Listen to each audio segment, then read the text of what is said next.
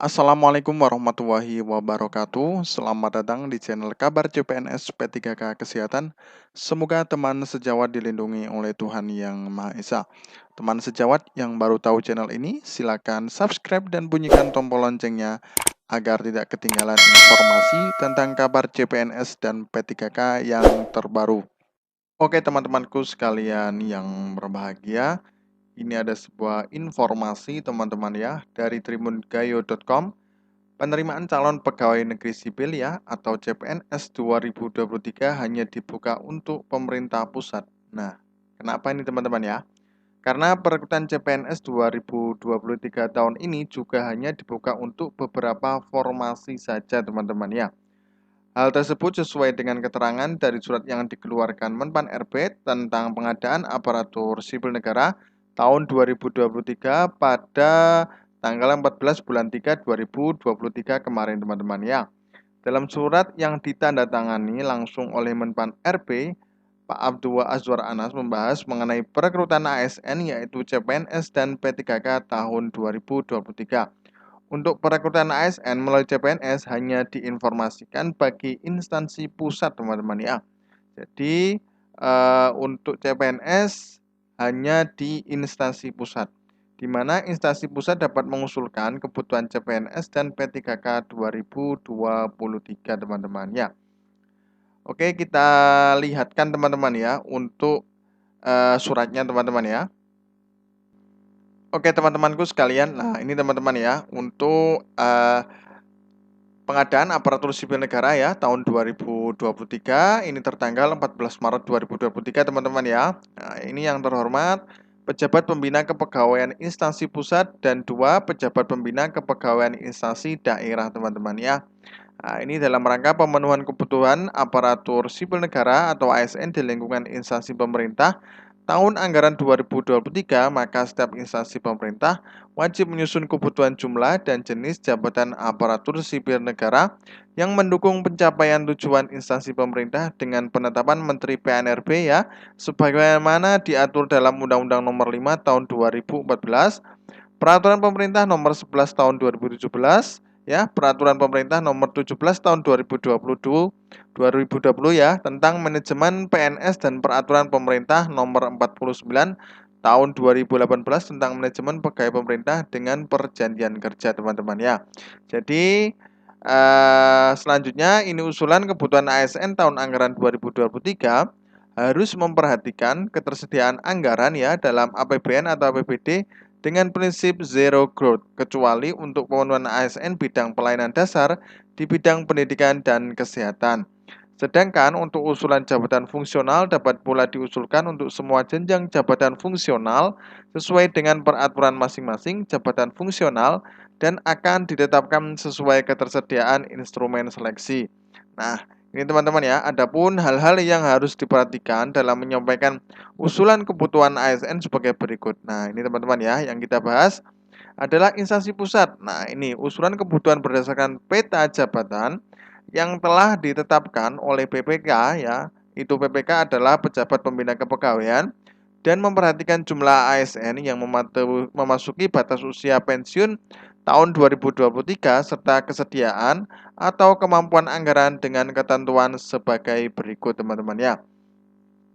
Instansi pusat dapat mengusulkan kebutuhan CPNS dan P3K. Nah, ini ya perlu digarisbawahi teman-teman ya. Jadi instansi pusat itu bisa mengusulkan CPNS dan P3K. Jadi bisa dua-duanya teman-teman ya. Usulan kebutuhan CPNS hanya pada jabatan di bidang kejaksaan, bidang kehakiman, bidang intelijen, serta tenaga dosen teman-teman ya. Nah, kemudian merujuk huruf A, usulan kebutuhan CPNS untuk jabatan pelaksana berpedoman pada peraturan Menpan RB ya, nomor 45 tahun 2022 dan keputusan Menteri PNRB nomor 1103 tahun 2022 teman-teman ya. Nah, ini kebutuhan dosen ya. Sebagaimana dimaksud pada huruf A merujuk pada data kebutuhan dari Kementerian Pendidikan, Kebudayaan, Riset, dan Teknologi teman-teman ya. Oke, ini kan di pusat teman-teman ya. Coba kita lihat di daerah. Nah, usulan kebutuhan berdasarkan peta jabatan yang telah ditetapkan oleh PPK dan memperhatikan jumlah ASN yang memasuki batas usia pensiun tahun 2023, kondisi geografis daerah rasio jumlah penduduk dengan ASN, rasio alokasi anggaran belanja, pegawai serta kesediaan atau kemampuan anggaran dengan ketentuan sebagai berikut. Nah, ini teman-teman ya. Jadi, usulan kebutuhan P3K diprioritaskan untuk memenuhi kebutuhan pegawai di bidang pelayanan dasar pendidikan dan kesehatan pada satuan atau unit kerja di daerah terpencil, tertinggal, dan terluar, teman-teman ya. Usulan kebutuhan P3K diutamakan bagi satuan atau unit kerja yang dalam pengadaan ASN tahun 2022 tidak mendapatkan alokasi tambahan pegawai baru. Nah, teman-teman ya. Nah, kemudian poin B, usulan kebutuhan P3K untuk jabatan fungsional berpedoman pada peraturan Menteri tentang nomenklatur masing-masing jabatan fungsional dan keputusan Menpan RB nomor 158 tahun 2023 dengan syarat kualifikasi pendidikan sesuai rekomendasi dari instansi pembina, teman-teman ya. Nah, kebutuhan guru, tenaga guru ya, merujuk pada data kebutuhan dari Kementerian Pendidikan, Kebudayaan, Riset, dan Teknologi, teman-teman ya. Di sini tidak ada kata-kata untuk PNS, teman-teman ya. Jadi hanya pusat saja, teman-teman ya.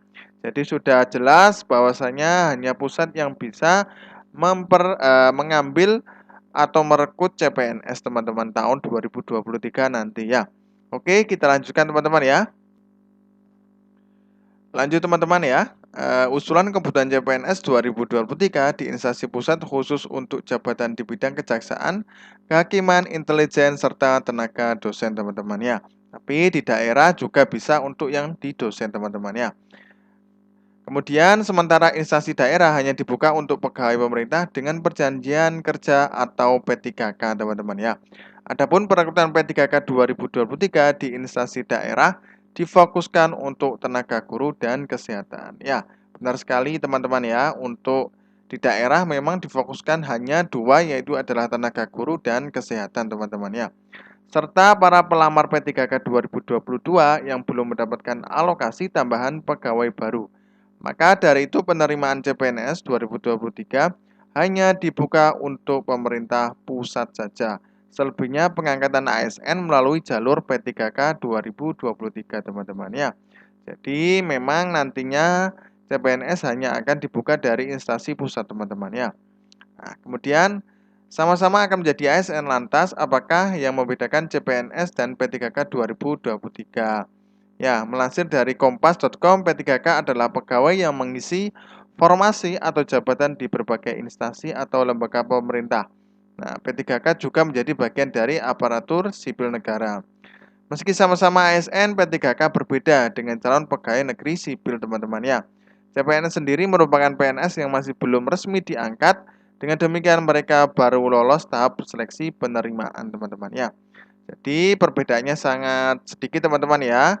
Memang untuk sama-sama ASN, tapi untuk P3K itu hanya nantinya akan dikontrak tiap tahun, teman-teman. Kalau PNS selama dia masih bisa bekerja dan bisa mengisi jabatan, mengemban jabatan ya yang ada di instansinya masing-masing, teman-teman ya.